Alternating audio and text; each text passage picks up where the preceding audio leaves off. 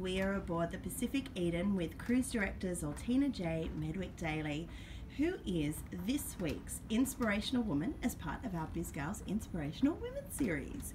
Thank you so much for joining us and for being a part of it. Oh, thank you very much. So we're going to ask 5 questions. Okay. They're super easy. Be as honest and authentic as you possibly can be. Open book. Go for it. The first question is, what is your greatest achievement? I don't think I've had my greatest achievement yet, if I'm honest. I've achieved a lot so far. I've been at sea for 19, coming on into my 20th year. When I got promoted to Cruise Director, I was told about it at 23 and took over at 24. I was the youngest female cruise director the company had promoted at the time. I've been with P&O Australia for 10 years, and during that time I launched 2 ships, decommissioned 1 and broke records for NPS scores and entertainment scores out of Brisbane, Sydney and New Zealand. So they're all achievements. They sound like great achievements. Yeah, they're all achievements. But as far as my greatest achievement, I think I like to think that hasn't happened yet. I like to think there are still bigger and better things that I can achieve still.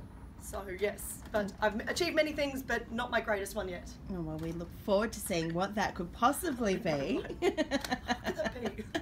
What is the greatest lesson that you've learned? Not to change yourself for anyone, and this is for work. More so, I would say on personal level, especially for females, I found that the older I started getting when I got into my 30s, the more you start, it does happen, you start thinking about the clock. Whether I want children or not is not even a question, but I think you tend to let that govern you a little bit more than you should, especially in your 30s, outside your 20s, because you've got all the time in the world in your 20s and 30s, you start going, maybe I should think about this more carefully. But it does mean that you tend to make the wrong decisions in men, perhaps. I know I did. And because you want a relationship to work and be able to work as well, you tend to bend a little too much for that person. And I found I changed myself with a couple of them. And so now I promise I will not do that. What you see is what you get.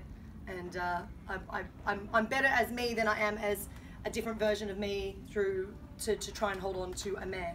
So that'd probably be it for me. And it's a pretty great version. So yeah, you just stick with that, and we'll be keeping an eye on it. Thank you.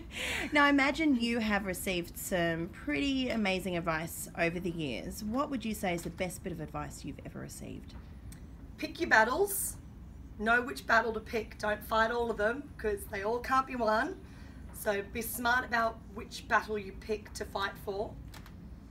A mentor of mine at sea for P&O Australia, Josh Dable, said to me when we were working together, he was hotel director and I was cruise director, and he said to me, he asked about certain things of the program, and I said, oh, I'd like to do it this way. And he says, well, why don't you? And I said, oh, well, I'll ask. He says, well, sometimes it's better to beg for forgiveness than ask for permission.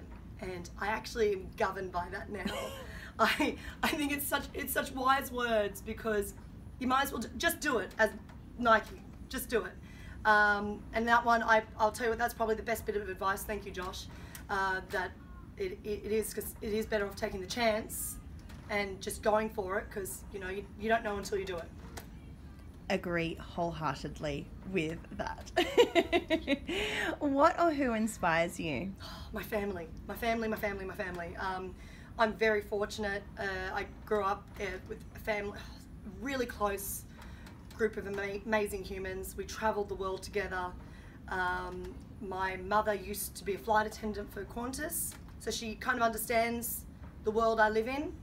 She never did it for as long as I've been at sea for, but she still understood the being in a different place and dealing with customers and having relationships and stuff. My sister is very business minded, so whenever I'm the artistic one in the family with my brother. So business wise, I'm like very clever when it comes to managing and running the department, but sometimes it's like just structuring maybe an email that's correctly worded with that business frame of mind. My sister is perfect for that, so I'll always ask for her advice. And just on the big picture, spiritual, mentally, physically, everything. My father was the greatest. Anytime, he really understood me and understood everything that I do, because again, I kind of followed in his footsteps as well. He travelled and ran businesses and overseas and everywhere, and we have the same passions. I'm definitely his daughter, and yeah, I'm very, very, very lucky with my family, and I still, at the age I'm at, I still ask permission from my parents whether or not I should be doing this, doing that, or run things by them, because they're so wise and they always give me the best advice. So if I wouldn't be where I am now if it wasn't for them, the family I have. That's beautiful, and you have a beautiful family. They inspire everyone. So they're really just so cool. Oh, my mother doesn't have a bad word to say about anybody. She's just the most beautiful bubble of joy, and my sister's funny, and my dad's the most awesome person. My brother's a talent. Like, they're all just, we're a really weird, we're the Addams family, but it works. Well, on that note, what is your biggest hope for women in the future? That we're all treated the same. That's all it is. It's a level playing field. This actually hits a nerve with me, because, you know, we can do whatever guys can do. Maybe not lift as much weight as guys can, because our bodies aren't designed for that. But their bodies aren't designed for babies. So it's give and take. Yeah. But it would be, yeah, not being judged. I found when I took over as cruise director, and I worked for many male cruise directors. So when I finally took over, all of a sudden, I can't do the same jokes as a man. I can't be as cheeky as a man, because I'm judged completely differently, which is frustrating, but also it's life. You know, we're women, we're not men, so we don't get away with certain things that guys can get away with. But I can do the job as well, if not better.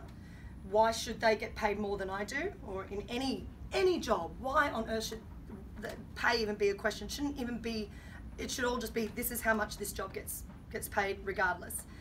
You know, having a guy with tattoos or a female with tattoos, she will get judged with tattoos, yet the guy won't, because it's acceptable. No, it's not. It's exactly the same thing. And no one should be judged for their tattoos. No one should necessarily be judged for their appearance.